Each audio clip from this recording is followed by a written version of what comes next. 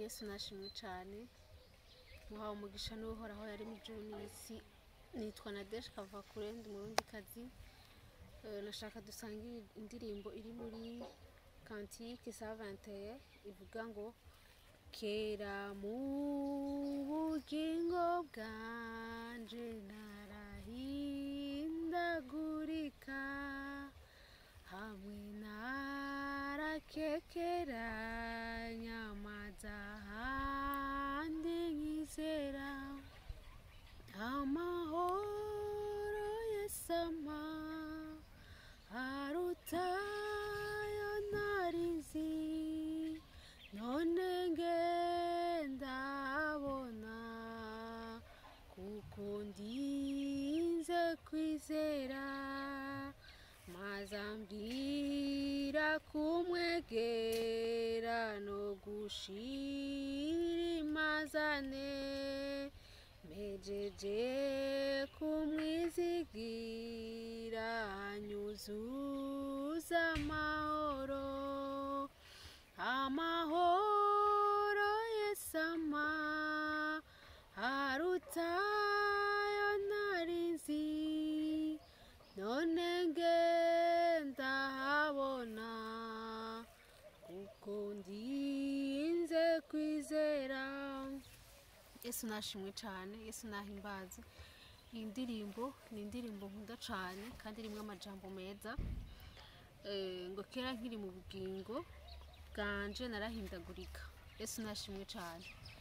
Mu genda umujene ni kuvuga ngo hariho ibintu ugenda uracamo bisaba yuko Kristo ari wakuzuzamwe amahoro, ari we atuma byose ubana nawe. Rero nifuza yuko umujene wese nkuko nashoboye kumwakira Kristo nkamuha ubugingo bwanje, nkamuha ngo abane nanje muri byose. Nashaka gutumira umuntu wese akiri umwigeme, umuntu wese akiri umusore yuko yokwakira uwo Yesu. Nukuri Yesu araryoshe. Izina rya Yesu rifise akamaro mu buzima bwacu. Niyo ufise ibitero, niyo uryamye hakaza n'ikintu kukugirira nabi mu ndodo, hama ukavuga uti mu izina rya Yesu nukuri ca kintu kiragenda. Rero nagomba kubatumirira Yesu aze mu bugingo bwanyu, abahaza amahoro nk'ayo yampaye. Nta kintu na kimwe kizotuma munyiganga. Ni washikama ugashira amanga ukavuga uti ndamwakiriye nk'umwami n'umukiza wanje, ndumva yuko akwiye kumbera muri jewe, azokubera ibyo ushaka byose. Umukunzi dufise kuri inosi ni Yesu wenyene. Umuvyeyi arashobora kukwanka, umuvukanyi arashobora kukwanka, umugenzi arashobora kukwanka, ariko Kristo ntazokwigera guta. Natahuye yuko inyuma y'urupfu nta wundi muntu muzobana atari Kristo. Bagiye bose batubwira ko badukunda, bafise igihe. Umuntu agira igihe ashaka kubwira ko agukunda muno mwanya, undi mwanya ntagukunde. Ariko Kristo naho woja mu busambanyi, naho woja mu bubeshi, naho woja mu busuma, bunyu mukagaruka ukamusaba imbabazi, arakwakira. Niyo mpamvu nje kuri no mwanya ndagusaba wowe mukobwa uri mu vyaha ubivemo umwakire Yesu. Wowe uri mu ngeso zitari nziza umwakire Yesu. Ndagutumirira nurabe je ndiko ndavuga wumve yuko uri mpwema ari karantuma kubikubwira. Yesu nashimwe cyane. Ngo amahoro Yesu ampa aruta byose. Amahoro Yesu ampa, amahoro ari mu mutima wanje aruta byose. Ivyo ba byose ku bugingo bwanje, hoba uruvugo rubi, hoba amajambo mabi ku bugingo bwanje, ntabwo mafise kuko ndazi ko mfise Kristo ari muri jewe. Yesu nashimwe cyane. Ndakwinginze rero kuri no saha no munota uzora bino video wese ntazorabe jewe Nadesha kava kure, azorabe yuko ari mwe mu Imana yantumye kukubwira. Yesu nashimwe cyane.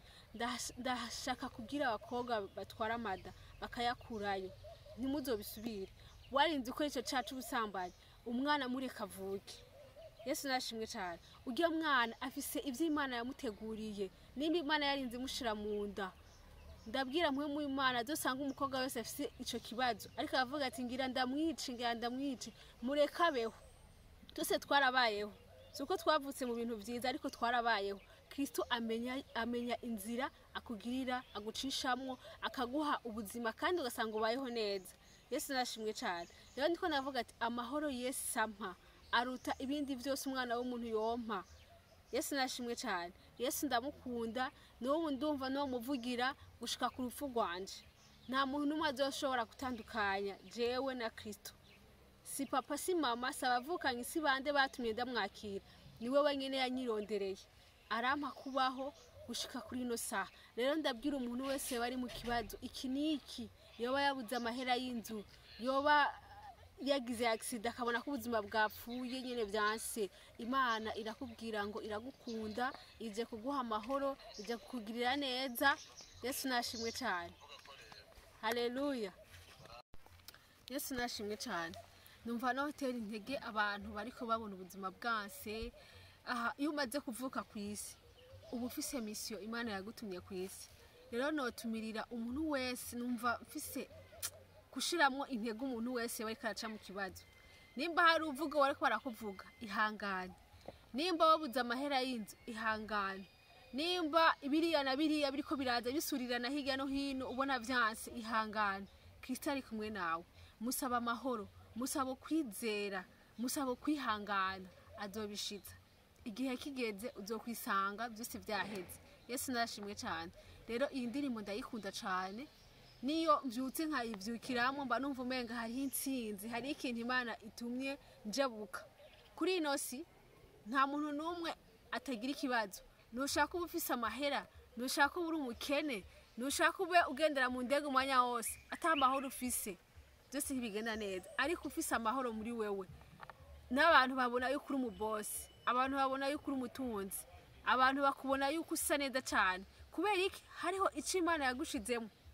Umuntu akubonye naho ukuma wambaye impuzu imwe misi yose mwijuru ukavyuka ukayimesa buke ukayambara, aguma abona usa neza. Kubera iki? Hariho amahoro ari muri wewe, waramwakiriye Kristo. Rero nashaka kubwira, sindakubwira ngo ubisengere mu idiniri ngo uje hehe, mugabo wakire Yesu umwami n'umukiza. Urondera umuntu w'umukozi w'Imana bigufashemwo, umwakire uwo mwami n'umukiza. Yesu azokugirira neza kandi Yesu azokuzira gufasha. Yesu nashimwe cyane.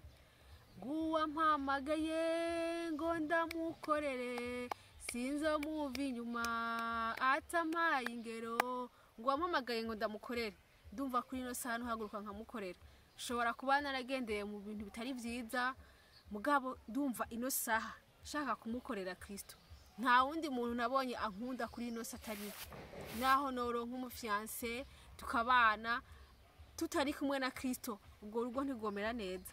Naho byogenda gute ntari kumwe na Kristo, ndumva yuko ubwo rugo rutogenda neza. Ariko rero ndumva nkeneye kumuvugira Yesu, kuko hariho byinshi yandeganije, hari imigozi myinshi yanjabukanije, hariho ibi na biriya yanjabukanije.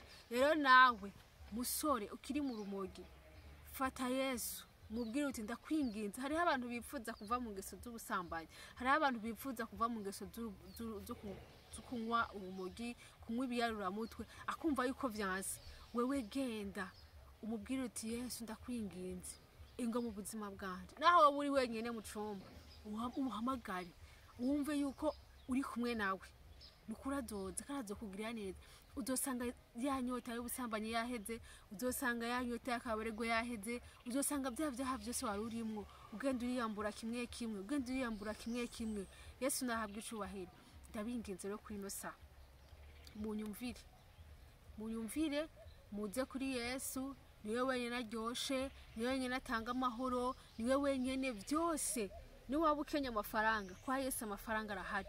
Ni waba ukenye ibintu byose bibaho, urashobora kuba sinumva ushaka kurira indege, genda kwa Yesu, azokuronsa amafaranga. Ntuzomenya aho azoba aciye, kuko Yesu amaze kukuzako ugira igikundiro, ugira ishusho abantu batahora bakubonako.